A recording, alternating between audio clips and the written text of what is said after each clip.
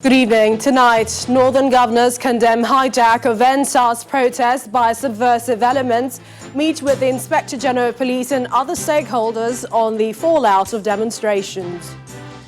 Federal government approves 5 billion naira as bailout for airlines and businesses in aviation sector as House of Representatives call for a suspension of airports concessioning. Former chairman of the Federal Inland Revenue Service, Tunde Fowler, undergoes questioning by the Economic and Financial Crimes Commission in Lagos. And campaign ahead of tomorrow's U.S. presidential election climaxes as President Donald Trump and his Democratic rival Joe Biden engage in last-minute push for votes, plus business and sports and later news from our London studio. On business news tonight, amount generated from value-added tax charges climbed higher to more than 424 billion naira in the third quarter of this year. And on sports news tonight, Nigeria Football Federation commends work done on the playing pitch of the Samuel Ogbemudia Stadium ahead of the 2022 Africa Cup of Nations qualifier in Benin City.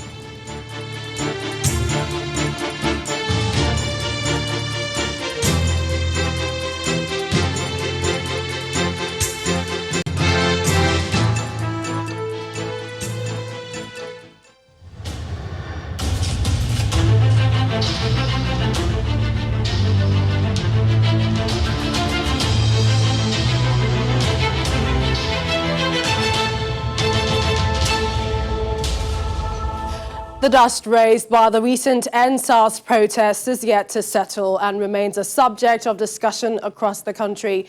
This time, governors of northern states are condemning what they describe as attempts by some people who hijacked the demonstration in an attempt to subvert the system.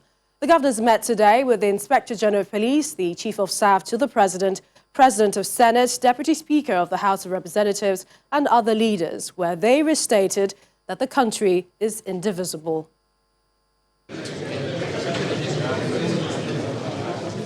This is a gathering of governors from the 19 northern states. The Chief of Staff to the President, Professor Ibrahim Gambari, President of the Senate, the Minister of Information and Culture, Lai Mohammed, his counterpart from the Federal Capital Territory, the Inspector General of Police, Muhammad Adamu, and traditional rulers from the region. It's a brainstorming session in the Executive Council chamber of the Kaduna State Government House, and issues of insecurity and the NSAS protests are top on the list. After the opening protocols, the meeting goes into a closed-door session, and at the end of deliberations, the Governor of Plateau State and Chairman of the Northern Governors Forum gives an insight into some of the resolutions at the gathering. After extensive deliberations, collectively agreed that traditional rulers be given formal roles in the governance architecture of the country. The meeting rejects and condemns the subversive actions of the NSAS protests, the superlative agitations and other change regime actions outside the ballot box soon take advantage of the peaceful protests to push for their separative agenda. For Governor Nasir El-Rufai of Kaduna State, the meeting could not have come at a better time, as it affords the governors the opportunity to hear from the Inspector General of Police about the nation's security challenges. We strongly supported the IG, and we hope he will continue to do his job and expand the footprint and effectiveness of the Nigerian police in accordance with their mandate. We've also taken a position to continue to engage our youths, not to be used by those that have an agenda different from their innocent drive to make Nigeria better. That this is a meeting. President of the Senate, Ahmed Lawan, and the Minister of Information and Culture, Lai Mohammed, also praised the meeting, describing it as a step in the right direction. The ball is now in our court as leaders from the north to ensure that we engage our youth for productive and positive developments. We should be looking for ways and means of empowering them, giving them the right environment to have jobs, to participate in entrepreneurial developments, something that will keep them busy and have hope and genuine. The entire objective is that there must be continuous engagement with the governors, traditional rulers, religious leaders, and the youth, of course.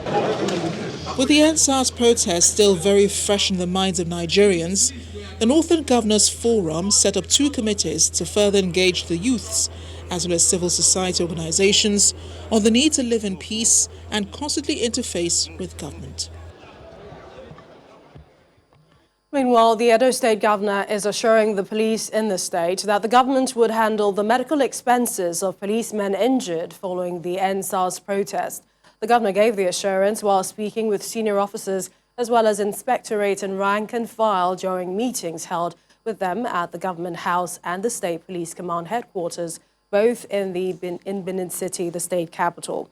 Mr. Obaseki also assured the police of Edo people's love for them, encouraging them not to be depressed by the occurrences or allow criminals hold dominance in the state. Senior police officers make up a greater part of those assembled in this new festival hall at the Government House in Benin City, the Edo State capital. The state government has invited them here to address the situation following suspected hoodlums hijacking the EndSARS protest about 2 weeks ago. The governor's message is one of assurance, even as he reminds them that the original EndSARS protesters did not have violence as part of their plans. The fact that a few of the men abuse the office, abuse the uniforms. Many of them have not been properly trained because of the way they were brought in to the system. Many of them were not even qualified to come in, but the Nigerian system brought them in. And they had succeeded in tarnishing the brand and the name of the police. Does not make all our officers inept.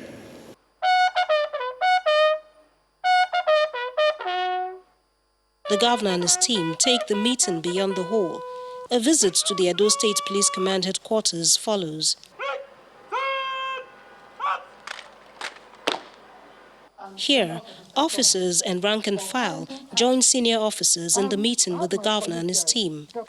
The Commissioner of Police Edo State, Johnson Kokumo, lists some of the losses the command and the state experienced during the crisis. Our current appeal is for the state government to come to the aid of the command in rebuilding the damaged police stations and providing patrol vehicles as necessary tools to occupy and dominate the security space as directed by the Inspector General of Police. We are also appealing to the state government to give succor to the 11 policemen who were injured and to those whose personal properties were damaged during the violence. Governor Obaseki assures the policemen and women of Edo State's love for them and a plan to provide the police the necessary assistance at the headquarters and local government areas within the limits of government's resources. The Edo State government will now proceed immediately to begin to rebuild your destroyed buildings. We've already ordered for patrol vehicles, and we hope the delivery will be within the next few weeks, which we will deliver to you.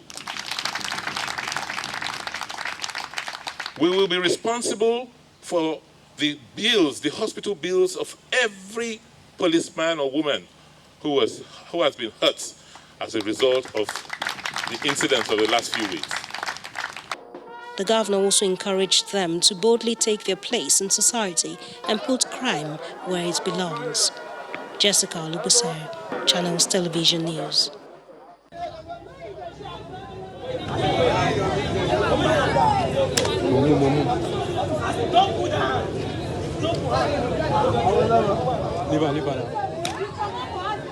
What you see is a viral video where a woman appeared to be flogged by soldiers for what they described as indecent dressing and also the shaving of youths for wearing improper hairstyles. Well, according to the Oyo State Commissioner for Youth and Sports Development, he tweeted that the Nigerian Army has arrested the soldiers involved. He said that the Oyo security outfit admitted that the video that went viral involved soldiers. He also urged Oyo residents to go about their daily businesses and activities without fear. Operation Burst, as it is called, deployed personnel at Bere to provide security within the city over the EndSARS protests.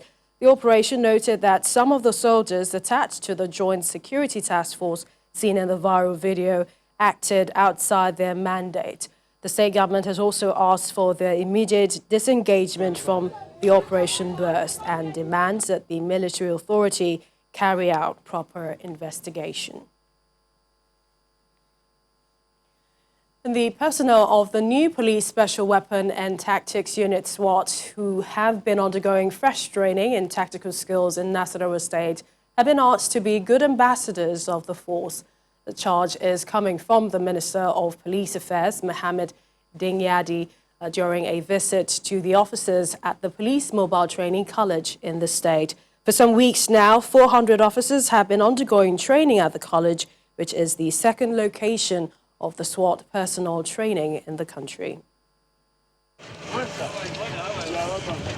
The Minister of Police Affairs, Mohammed Dingyadi, arrives at the Police Mobile Training College at India Hills in Nasarawa State. He has come to visit police personnel who are currently undergoing training for the new Special Weapons and Tactics Unit. Alongside the State Deputy Governor, police officers and others, he makes his way to the parade ground.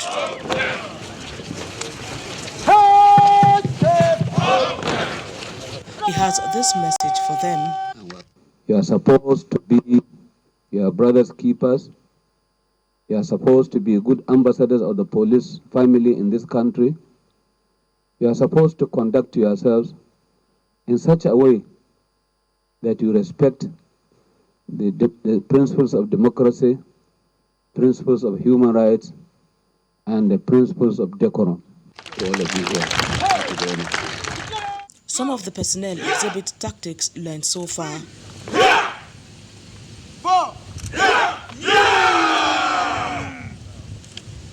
From the boss assault operations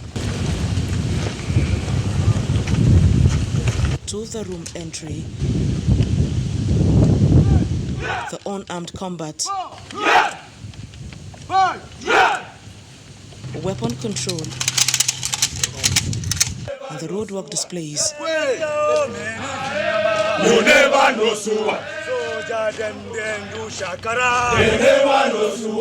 All of which are prepping the personnel to take up the myriad of security challenges bedeviling the country.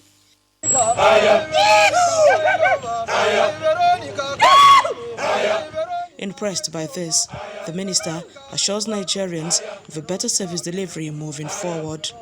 Crimes are very dynamic, and what we have trained the SWATs now is to take care of all the things that we want them to do. Acknowledging the existence of bad eggs in every profession, the Deputy Governor solicits support for the police. And I think that we Nigerians must give them support, because without the police force, there will be no Nigeria.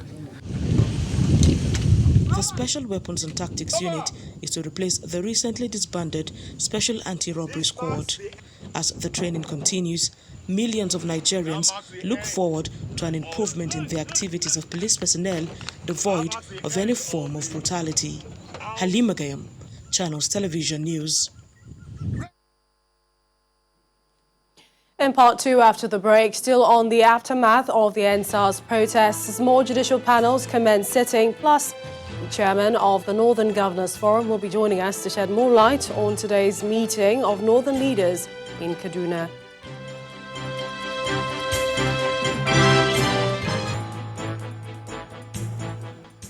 The aftermath of the NSAS protests may have left the police officers vulnerable after they became target of attacks across the country.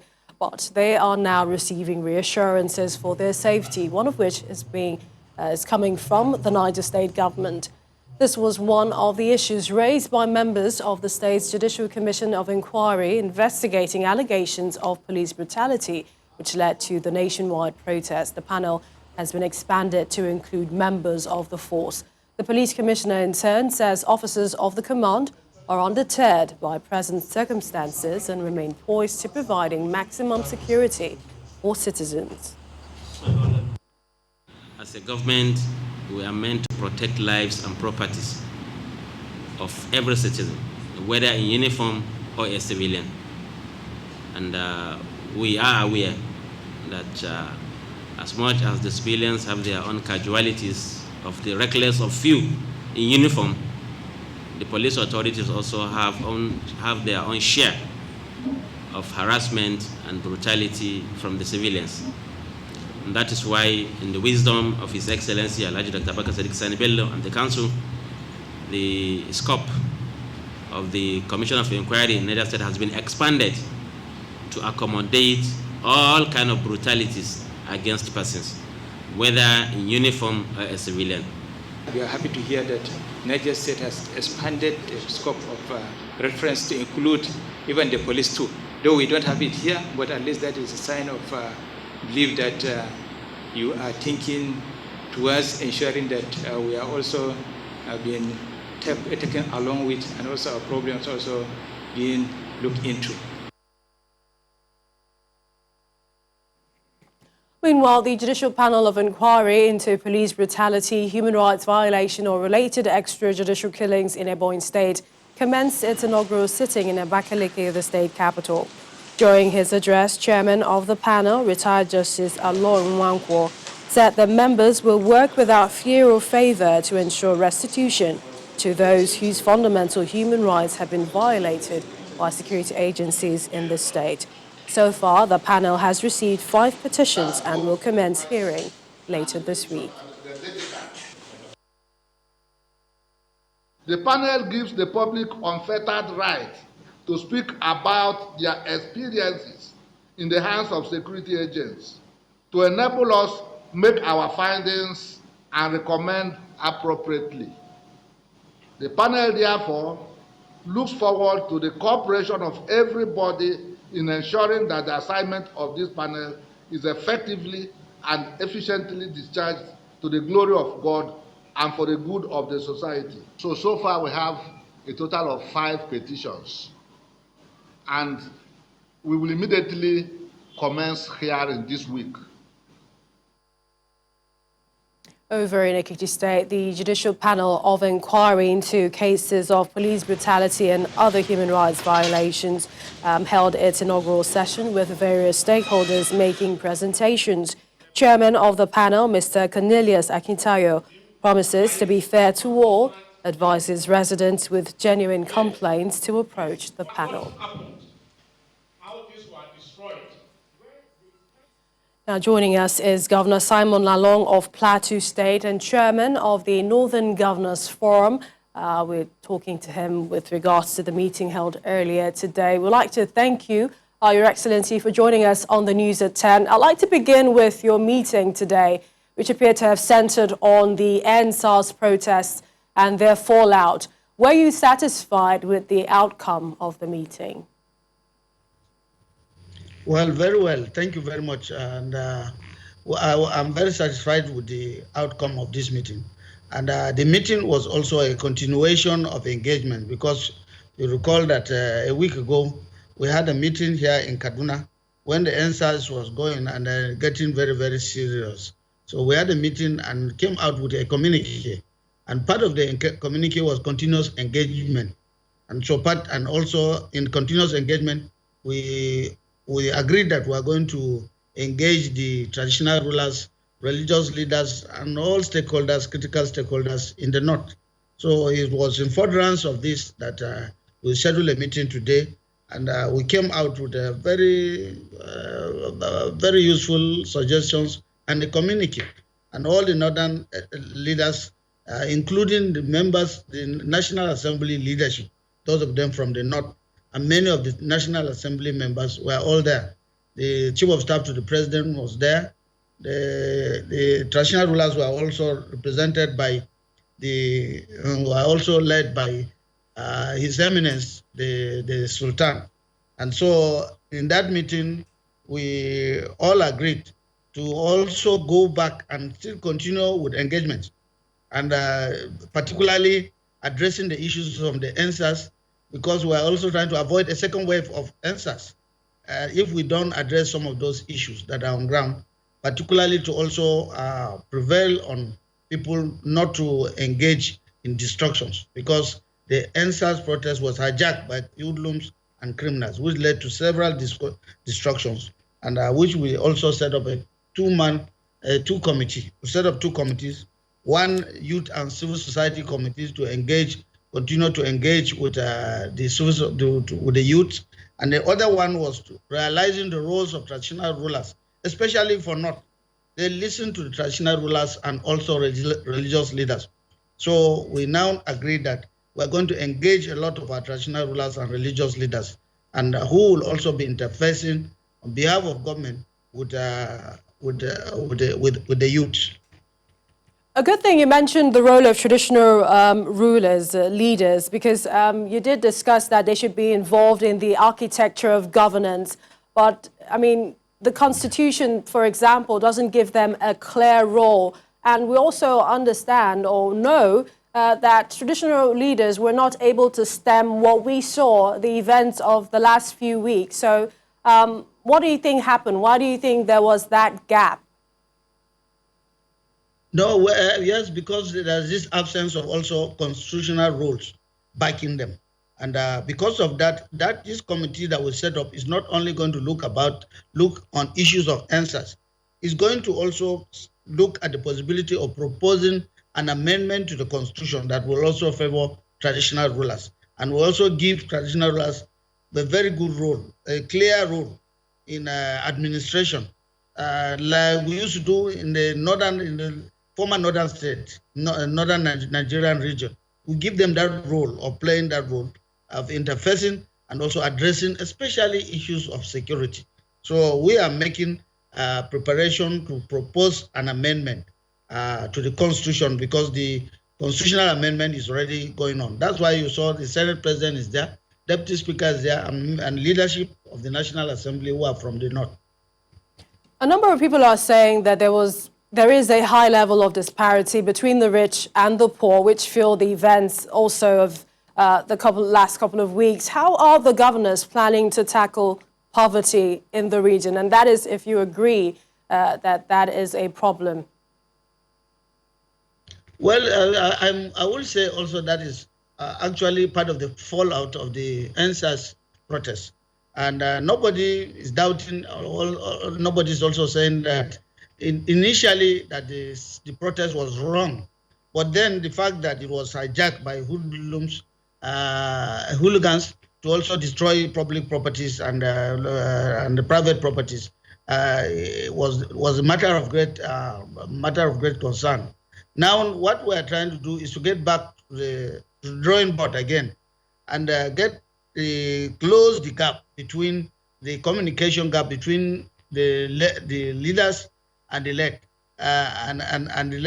so that there will be no NSAS again, because NSAS now is used as an avenue to exercise grievances or to reel out grievances.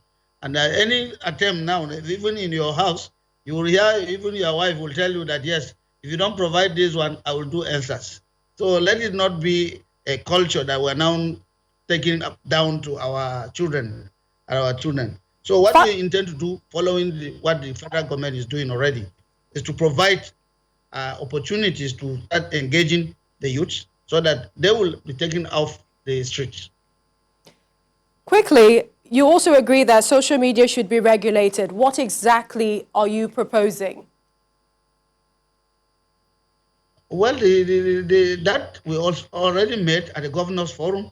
We already met with stakeholders at the NEC, and we are also agreeing. We've set up a committee at the NEC under His Excellency, the Vice President. And so that committee is going to make the recommendation, because whether you like it or not, social media is good, but we are seeing the negative aspect of it, very damaging. You sit down and you see people sending messages that are not true, and then people react on the basis of those messages and start destroying properties, start killing human beings, and they will tell you, no, they are killing people. Just as the chairman of Northern Governors, I felt it, because even when we were here, people were bringing pictures, bringing this, they are killing people, killing Northerners in the south. Look at the evidence, and people will put out a woman with a torn stomach and everything, and then there will be reaction. So these are some of the bad effects of social media. And unless it is controlled, we have seen social media being controlled in so many countries. So definitely our own. If those this aspect is getting destructive, definitely it requires some kind of control. So that is what we're doing now, waiting for also the outcome of the committee's conclusion, which is also already headed by the Vice President. Governor of Plateau State and Chairman of the Northern Governors Forum, Simon Lalong, thank you for joining us on the News at 10 tonight. I'm very grateful. Thank you very much.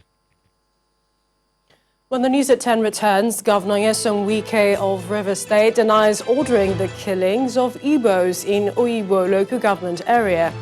Please join us again.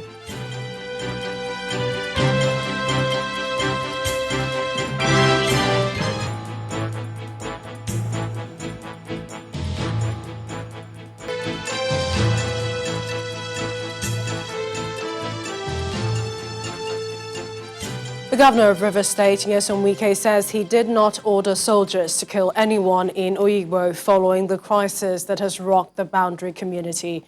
Soldiers and policemen were reportedly killed when suspected members of the proscribed indigenous people of Biafra, IPOB, engaged the security operatives in the community.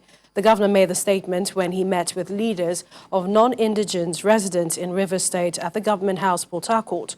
He, however, insisted that IPOB would not exist anywhere within the state. Our correspondent Jeffrey Uzono reports. OYIGBO local government area in River State has been in the news with reported cases of violence, which reportedly led to the death of soldiers and policemen after their face-off with suspected members of the indigenous people of Biafra, and it is unclear what the general casualty figures are. To address issues arising from that, the leadership of non-indigenous residents in River State, including the Igbo, Hausa and Yoruba, are here at the Banquet Hall Government House to meet with Governor NYESOM WIKE. Governor WIKE, who had imposed a 24-hour curfew in that area, says he did not order the military in the area to kill anyone. If anybody tells you people, me, of all person, me, will say they should go and kill the boss. And you believe that. And you listen to that kind of story. Even if you want to hate me, I will not allow pop. If you like, hate me, kill me. I prefer to die than to allow pop to exist here. Because enough is enough. I will not allow that. My party chairman is from OYIGBO. Look at him here. So why would I want to go and destroy OYIGBO? Tell me. Of all persons, of all local government, my own, where my party chairman comes from, is where I will go and destroy it. Does it make sense? With this opportunity created for the non-indigenous to hear firsthand from the chief executive of the state about government's effort in achieving sustained peaceful coexistence in River State, the people may now consider heeding the call to join in charting a new way forward. From Port Harcourt, Jeffrey Uzono, Channels Television News.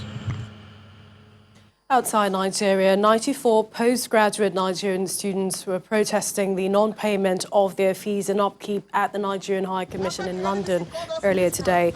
The students, who are of the 2018 batch of NDDC scholarship program, say no fund has been released for their scholarship for 2 years now, after being verified twice despite the directive from the president. The demonstration was said to have impeded activities at the commission.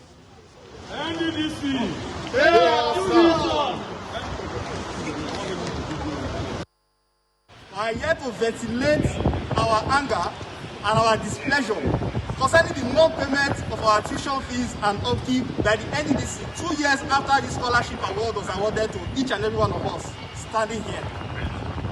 If you recall that on the 4th of August 2020, on the 4th of August 2020, the President of the Federal Republic of Nigeria, President Muhammadu Buhari, gave an order that the NDDC clear all debts that have been owed to scholars, all their foreign postgraduate scholars scattered all over the world, in the UK, in the US, in Canada, and in various parts in Europe and Australia. But after that order was given, those in 2016 that were still owed were paid.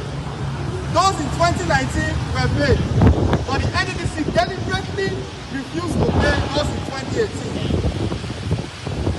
Because of that, we came out again some weeks ago to protest after the NDDC called us miscreants and hoodlums and said that they will verify our scholarship. We came out and we came for another peaceful protest here at this High Commission. A week after, the NDDC Commission was in London to come and verify scholars. And each and every of the 94 scholars that have not been paid have been successfully verified. On the 12th of October 2020, the NDDC was supposed to commence full payment of the scholars that have not been paid. But as I speak with you now, no single scholar out of the 94 PhD and MSc students studying in the UK, in Europe, in Canada, and different parts of the world have been paid. Back in Nigeria, a former chairman of the Federal Inland Revenue Service, FIRS, Mr. Babatunde Fowler, is under interrogation at the Lagos office of the Economic and Financial Crimes Commission, EFCC. His invitation may not be unconnected with the petition written by Mr. Dapo Apara, a former managing director and CEO of Alpha Beta, who had accused the company of 100 billion naira tax fraud. The spokesperson of the EFCC, Mr. Wilson Uwajure, told Channels Television that he could not tell when the questioning would be over. Mr. Fowler was the executive chairman of the Lagos State Board of Internal Revenue and chief executive officer, Lagos State Internal Revenue Service, LIRS. Meanwhile, a former governor of Benue State and serving Senator Gabriel Soswam has been rearraigned before a federal high court in Abuja on alleged fraud. Senator Soswam was rearraigned alongside a former commissioner for finance in Benue State, Omadachi Oklobia, on an amended 11-count charge filed by the EFCC. The anti-graft agency amended the earlier 9-count charge on which the defendants were first arraigned in 2015, raising the counts to 11. They are accused, among other things, of diverting about 3.1 billion naira, which the EFCC claimed formed part of proceeds of the sale of Benue State shares in some companies. The case was reassigned to Justice Okuna Bang after Justice Ahmed Mohamed recused himself on the grounds over the allegation by an online medium that he had been compromised. But proceedings were halted on account of an order of the Court of Appeal directing that the case be returned to Justice Mohamed for continuation, faulting the manner Justice Mohamed recused himself from the case. Justice Mohamed adjourned trial to the 15th of December 2020. So all the stories now. The Minister of Aviation, Senator Hadi Sirika, says the federal government has approved 5 billion naira bailout fund for domestic airlines and other businesses in the aviation sector to cushion the impact of the coronavirus pandemic.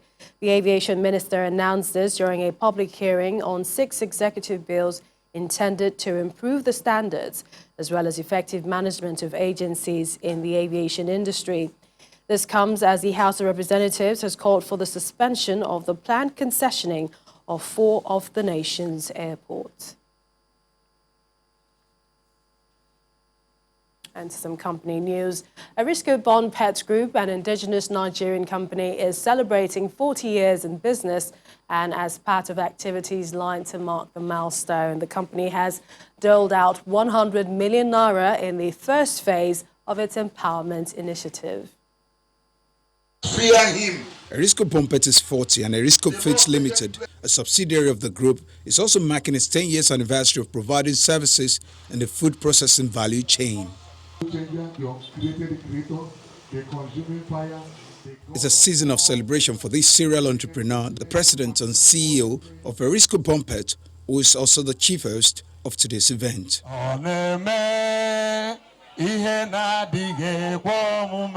The company is not just giving out money and gifts.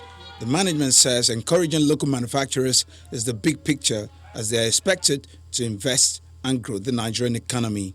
Before I told here, I meet people here, it's going to take me 1 year to be. Now I decided to end it up in December, this phase. So today one will be my immediate kindred and the ADU Lagos, all of them will be cleared. In the next 5 to 10 minutes, start to get your alert now. Indigents of Amici in Inewi South local government area of Anambra State are the first set of beneficiaries, amongst them widows, traders, artisans, some of whom are getting up to ₦1 million.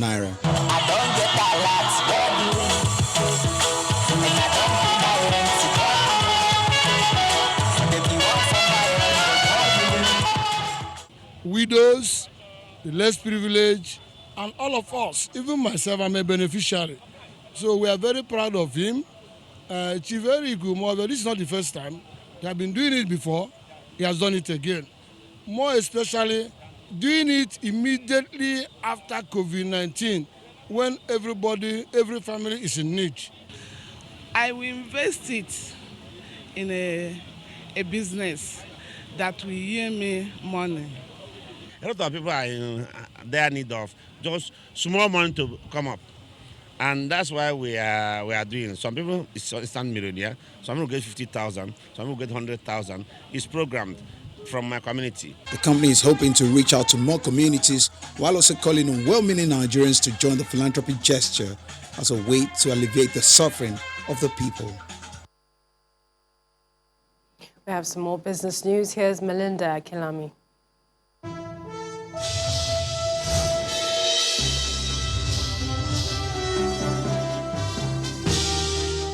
Many thanks, Millicent. A total of 424.71 billion naira was generated as value-added tax in the third quarter against the 327.2 billion naira made in the second quarter this year. According to latest data released by the National Bureau, the amount represents a 29.8% increase quarter-on-quarter and 54.37% jump year-on-year.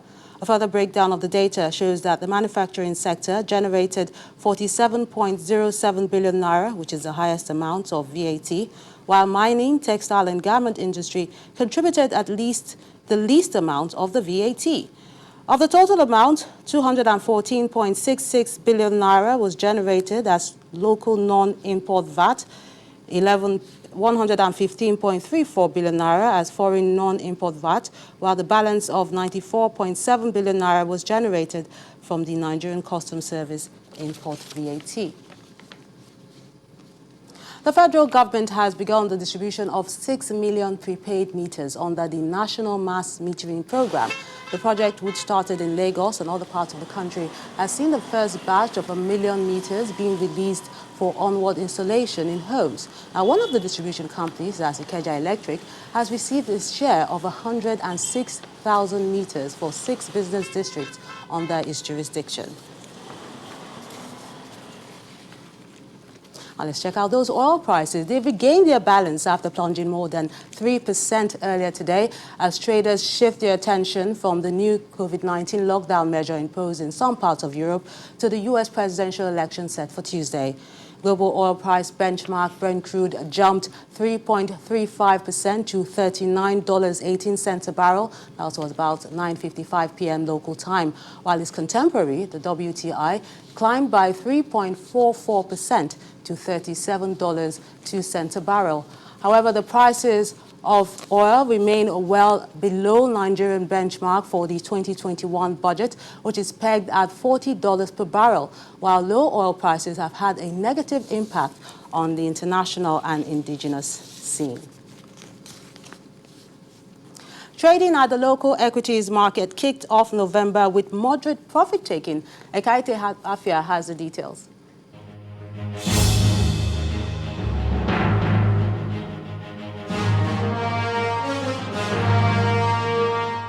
Hello and welcome to the Stock Market Report. It's a negative start for the listed equities at the domestic bourse as the bulls gave way to the bears after maintaining a strong presence in the last week of October. Now, the total value of listed equities could reach the 16 trillion naira mark, which traders had expected in Monday's trading session. And this is because investors decide that it was time to take profit on some high-value stocks on the NSE. As a result, the market's benchmark index closed the day negative by 0.17%, but still very much around the 30,000 level it attained last week. Now, the losses were attributed to sell pressure on 26 equities, which mostly affected key components from the banking, industrial goods, as well as the oil and gas sub-indexes of the market. But let's take a look at our activity chart. Volume of shares traded remains satisfactory, especially for the start of the week, at 376.65 million units in over 6,000 transactions. Meanwhile, traders say they expect the market to rebound in the upcoming trading sessions as they anticipate an influx of investors to switch to the equities market, given the recent strong performance, as well as the release of more third-quarter earnings results later this week. Thanks for joining us for the Stock Market Report. I'm Akaite Afia. That's Business News Tonight. It's back to you, Millicent. Thank you, Melinda. The U.S. presidential candidates have been making last-minute efforts to secure votes before Election Day, which is only hours away. President Donald Trump is today campaigning in Scranton, Pennsylvania, Wisconsin, North Carolina, and Michigan, while Democratic challenger Joe Biden is campaigning at Wilmington, Delaware. He also intends to be in Cleveland, Ohio, and Pittsburgh, Pennsylvania, with his grandchildren. More than 96 million votes have already been cast in early voting, according to U.S. Elections Project. Here's Simon Pusey with more international stories and around the world in 5. Good evening and welcome to the Channel Studios here in London with your international news around the world in 5. Donald Trump and Joe Biden have entered the final hours of the U.S. presidential campaign. More than 90 million people have already cast their ballots in early voting, putting the country on course for its highest turnout in a century. And I think a lot of fraud and misuse. Mr. Trump trails Joe Biden in national opinion polls, but the race is seen as close in enough swing states that he could still piece together the 270 votes needed to win in the Electoral College. Mr. Trump visited 4 battleground states in the past 24 hours, while Mr. Biden focused on Pennsylvania and Ohio during the final day of campaigning. Wow, what a crowd. Meanwhile, President Trump suggested in front of a cheering crowd he will fire the chief medical advisor Dr. Anthony Fauci after Tuesday's election. Speaking at a campaign rally in Florida, Mr. Trump expressed frustration that the surging cases of the virus that has killed more than 230,000 Americans so far remains so prominent in the news. Because all they want to do, you turn on the news, COVID, COVID, COVID, COVID, COVID. Would like to talk about COVID, and then next year. Here's what happens, November 4th. You won't hear too much about it. You won't hear too much about it.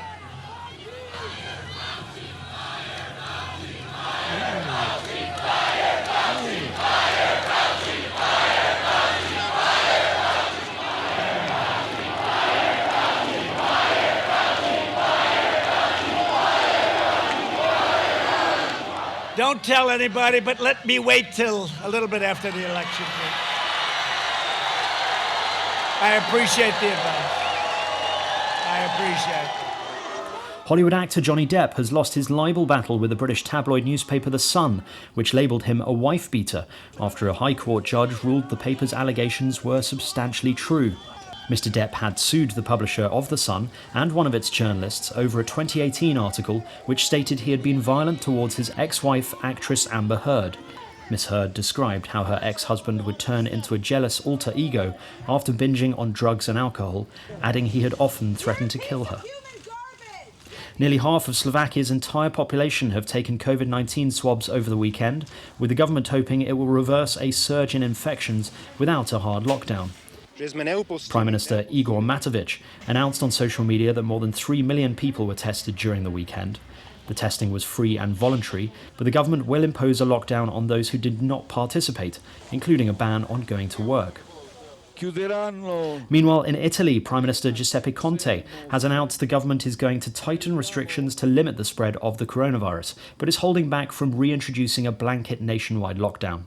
Addressing Parliament, Mr. Conte said stringent measures, including curbing travel to the worst-hit regions and introducing a nighttime curfew, were now needed given the recent resurgence of the virus.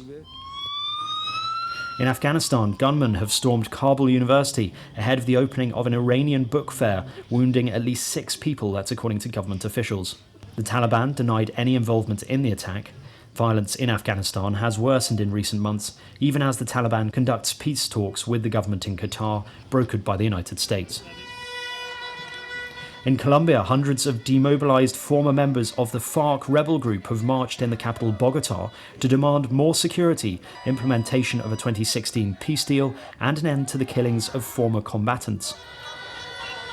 The killings of 236 former members of the demobilized FARC since the signing of the 2016 peace deal has been a major hurdle for implementation of the agreement that ended the group's role in more than 5 decades of conflict, which has left 260,000 dead and millions displaced. A proposal to change Algeria's constitution has won the most votes in Sunday's referendum, but the very low turnout undercut the government's strategy of using the poll to turn a page on last year's political unrest. The revised constitution passed with 66.8% of the vote, that's according to the Electoral Commission, but the turnout was just 23.7%. According to its critics, the new constitution would be one of the most authoritarian in the Mediterranean. And finally, dozens of freshwater swimmers have braved the chilly autumn weather by Shenflies Lake in Russia's Kaliningrad region to open the winter swimming season. Participants stepped into the lake's chilly waters with air temperatures barely over 10 degrees. The winter swimming season is traditionally opened in November, and Russian winter swimmers at Shenflies are usually joined by winter swimmers from Latvia, Lithuania and Poland. And that's your international news around the world in 5. Now back to the Channel studios in Lagos.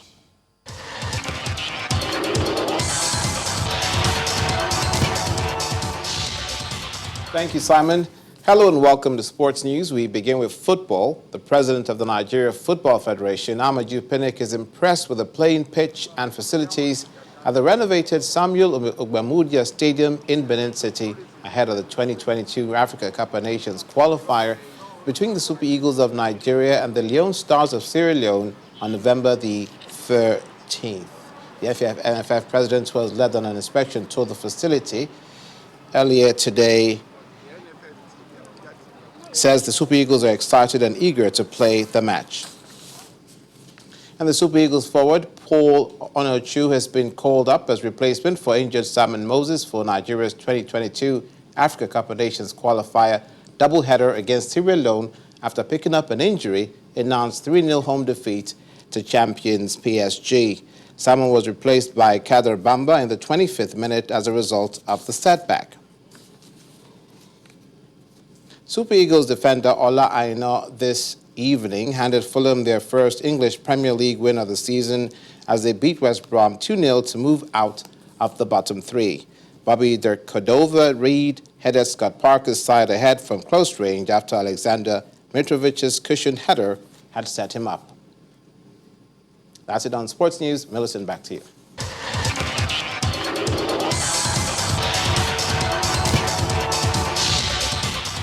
Thank you, Lumide. And the main news again. Northern governors and other leaders from the region today in Kaduna condemned the hijack of NSAS protests by the people they called subversive elements, met with Inspector General of Police on the fallout of the demonstrations. Also today, Governor NYESOM WIKE of Rivers State denied ordering the killings in OYIGBO local government area, but insisted he would not allow IPOB to continue their activities in the state. That's the news at 10 tonight. Thank you for watching. I'm Millicent Walker. Have a good night.